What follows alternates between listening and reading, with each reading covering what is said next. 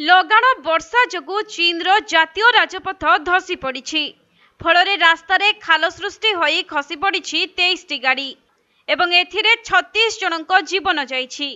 तेबे गतकाली विलंबित राति रे एपरि एक अघटन चीनर मौझू सहर रे घटिछि, जहाँकि प्रबल वर्षा हेतु मौझू सहर दे जाइथिबा जातीय राजपथर 17 मीटर लंबो रास्ता धसी जाइछि।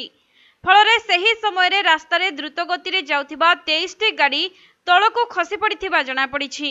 आउ एही दुर्घटना रे 36 जनकर मृत्यु होइथिबा बेले 30 जन गुरुतर आहत होइछन्ति। तेबे खबर पाई घटनास्थल रे तुरंत पुलिस एवं उद्धारकारी दल पहुंची गुरुतरंकु उद्धार करी मेडिकल रे भर्ती करथिले। एथि सहित मृतदेह गुड़िकु उद्धार करी व्यवच्छेद पई पठाइछन्ति। तेबे लगाण वर्षा जोगु जातीय राजपथर तळ माटी धसी जाई एभली अघटन घटिथिबा प्राथमिक तदंतरु जଣା पड़िछि।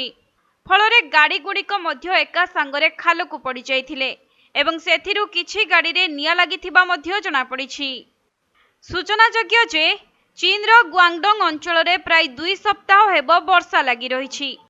एथिजोगु जनजीवन अस्तव्यस्त होई पड़िथिबा बेले गत शनिवार आसिथिबा प्रबल तोफान जोगु 5 जनकर मृत्यु होई सारिछि।